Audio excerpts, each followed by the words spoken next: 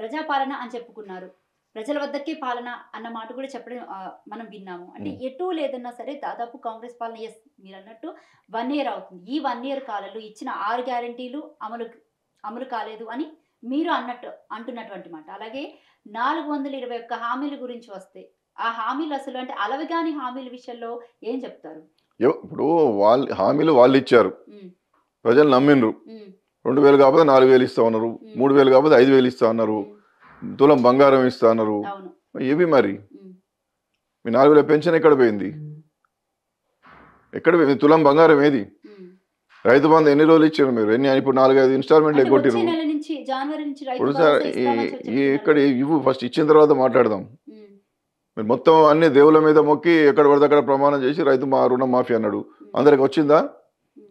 ఇవాళ నన్ను అడిగే ప్రశ్నలు గ్రామీణ ప్రాంతాల్లో పోయి మీరు మీ మీ మిర్రర్ టీవీ వాళ్ళు మీరు ఊరూరికి పోవాలి. విజయారెడ్డి గారు అడుగుతారు కదా! అవునవునవును. మీరు కూడా పోండి రాధా గారు. మీరు అడగండి, ప్రజలను అడగండి. ఎక్కడైనా మీరు ఒక కూడలిని చూసుకొని, ఒక మండల హెడ్ క్వార్టర్ పోయి ఒక కూడలిని చూసుకొని ప్రజాభిప్రాయాన్ని సేకరించండి. దాని తర్వాత మళ్ళీ నన్ను పిలవండి, నేను మాట్లాడతాను. నేను ఏ రై పార్టీ తరఫున రైతు వకాలతా పుచ్చుకొని రుణమాఫీ గురించి మాట్లాడతలేను. వస్తే ఏం చెప్తారు మరి? రైతు రుణమాఫీ ఏ- అంటే ఎన్నడూ అది లేని అది విధంగా రాజశేఖర రెడ్డి హయాంలో జరిగినటువంటి రుణమాఫీ మళ్ళీ ఇప్పుడు జరిగింది అని చాలా గర్వంగా చెప్పుకుంటుంది అందుకోసమే నేను దాని మీద అటు వ్యాఖ్యానం ప్రభుత్వం. చేసుకోలే. నాకు దాని మీద ఉన్న పరిజ్ఞానం చాలా తక్కువ. ఆ! అందుకే మీరే ప్రజల దగ్గర పోయి అడగండి. రైతులను పిలిపించి మాట్లాడించండి. ఈ రాష్ట్రంలో రైతులు సంతోషంగా ఉన్నారా? ఈ రాష్ట్రంలో ఎస్సీలు సంతోషంగా ఉన్నారా? ఈ రాష్ట్రంలో ఎస్టీలు సంతోషంగా ఉన్నారా? ఈ రాష్ట్రంలో బీసీలు సంతోషంగా ఉన్నారా? మైనారిటీలు సంతోషంగా ఉన్నారా? ముఖ్యంగా మొత్తం వెరసి ప్రజలు సంతోషంగా ఉన్నారా? వర్గీకరణకు సంబంధించి గౌరవనీయ సుప్రీంకోర్టు చెప్తే షమీమ్ అఖ్తర్ గారి కమిషన్ అని వేశారు. ఇంతవరకు వర్గీకరణ కాలేదు. మొత్తం ఉద్యోగాలన్నీ కూడా నింపేస్తున్నారు. కాబట్టి ఇవాళ మీరు ఎవరిని గౌరవిస్తారు? ఎవరైనా ఏదైనా ఎత్తి చూపే ప్రయత్నం చేస్తే వారి మీద దాడి జరుగుతున్నది. ఇది కాదు కదా ప్రజాపాలన అంటే ఏమిటి? ఒక మార్గదర్శకమైనటువంటి పాలన మీరు అందించాలి. అందిస్తున్నారా? అందించినప్పుడు ప్రజాపాలన ఎట్లయితది? మీరు 20,000 కోట్లు ఇస్తున్నారు బీసీలకు. ఇచ్చిర్రా మీరు? మీరు ఇచ్చారా ఇంతవరకు? మీరు ఓటాన్ అకౌంట్ బడ్జెట్ ఒకటి అయిపోయిన తర్వాత ఫుల్ బడ్జెట్ కూడా ఈ మధ్య ఇప్పుడు పెట్టారు కదా! ఈ 2 బడ్జెట్లు కలిపి మీరు ఎన్ని వేల కోట్లు ఇచ్చారు బీసీలకు? కాబట్టి అనవసరమైనటువంటి రాద్ధాంతాలకు దారి తీసే ప్రయత్నాలు చేస్తూ ఉన్నారు. భయభ్రాంతులకు గురి చేసే ప్రయత్నాలు చేస్తూ ఉన్నారు. ఇది ప్రజాపాలన కనపడతలేదు. ఇంకో పాలన కనపడుతున్నది. ఇంకో పాలన అంటే రేవంత్ పాలన కనపడుతుందా? కాంగ్రెస్ పాలన కనపడుతుందా? రేవంత్ రెడ్డి పాలన కనపడుతున్నది. ఒక కక్షపూరితమైన పాలన ఇందాక కనపడుతున్నది. మీరేమన్నారు? నేను రేవంత్ రెడ్డిని నేను విమర్శించట్లేదు. విమర్శించను. నేను విమర్శించడానికి రాలేదు. వారి మీద నేను టార్గెట్ చేసి మాట్లాడదలుచుకోలేదు. హ్మ్. గౌరవ ముఖ్యమంత్రి గారి మీద మరి నాకేముంటది? రేవంత్ పాలన అంటే అర్థం ఏంటి? అంటే అంతే కదండి. కాంగ్రెస్ పాలన అంటే చాలా స్వేచ్ఛగా ఉంటది. హ్మ్. మేము కూడా రాజశేఖర రెడ్డి గారితో పనిచేసినాం. నేను రాజశేఖర రెడ్డి గారు ఉన్నప్పుడు 2 సార్లు బీసీ కమిషన్ మెంబర్ను. హ్మ్. రాజశేఖర రెడ్డి గారు నాకు హుజరాబాద్ నుండి ఎమ్మెల్యేగా టికెట్ ఇచ్చిండ్రు. హ్మ్. కిరణ్ కుమార్ రెడ్డి గారితో పనిచేసినాము. రోషయ్య గారితో పనిచేసినాం. రోషయ్య గారు ఉన్నప్పుడు కూడా నాకు ఎమ్మెల్యే టికెట్ అంటే వచ్చింది. వాళ్ళకి ఈయనకి ఉన్న తేడా ఏంటి అసలు అసలు? ఆస్మాన్ ఫరక్ ఉన్నది మొత్తం. హ్మ్. వాళ్ళకి వీళ్ళకి ఏం తెలియదు.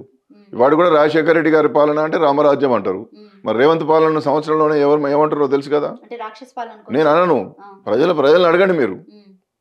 వైఎస్ఆర్ ఉన్నాడా ఇప్పుడు? హ్మ్. ఎందుకు జ్ఞాపకం చేసుకుంటున్నాం? హ్మ్. రాజశేఖర రెడ్డి గారిని ప్రేమించినోడు ఎవడన్నా ఉంటాడా ఈ రాష్ట్రంలో, ఈ దేశంలో? హ్మ్. ఎందుకు మాట్లాడుతున్నాం? హ్మ్.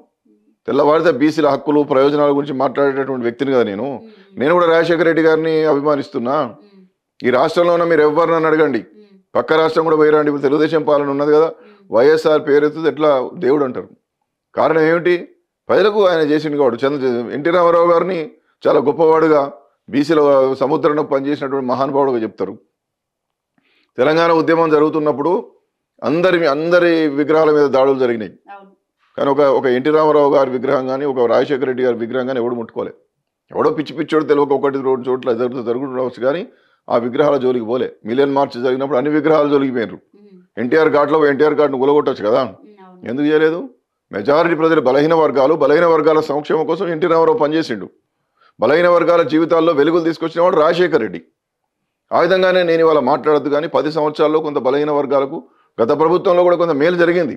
కొన్ని పథకాలు కనిపిస్తా ఉన్నాయి. ఆ పథకాల ద్వారా వాళ్ళ జీవితాలు మారినాయి. అంటే సంవత్సర పాలనలో బీసీలకు ఎక్కడ కూడా న్యాయం జరగలేదని జీరో హ్మ్. Big zero. హ్మ్.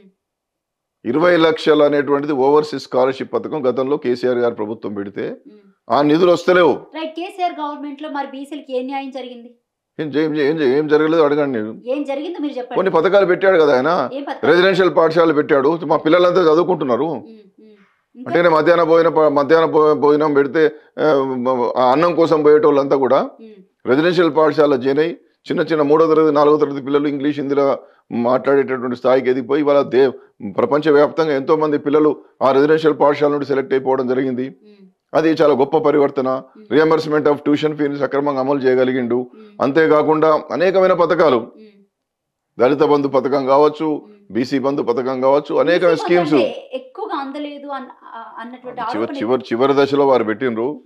దళిత బంధు 10 లక్షల రూపాయలు ఇవ్వడం అనేది గొప్ప విషయం కదా. అది అందరికి ఇవ్వకపోయినా పథకం పెట్టాలనే లక్ష్యం గొప్పది. మీరు SC ST component funds supply నిధులు ఉంటే ఆ నిధులు వచ్చినాక ఆ నిధులను ఇతర కార్యక్రమాలకు మళ్లించిన సందర్భాలు మనం చూసినాం. కానీ ఒక రాష్ట్ర ప్రభుత్వమే దళిత వర్గాల కోసం, బహుజన వర్గాల కోసం ఒక 10 లక్షల రూపాయలు ఒక్కొక్కరికి ఇచ్చేటటువంటి కార్యక్రమం పెట్టడం గొప్పది కదా.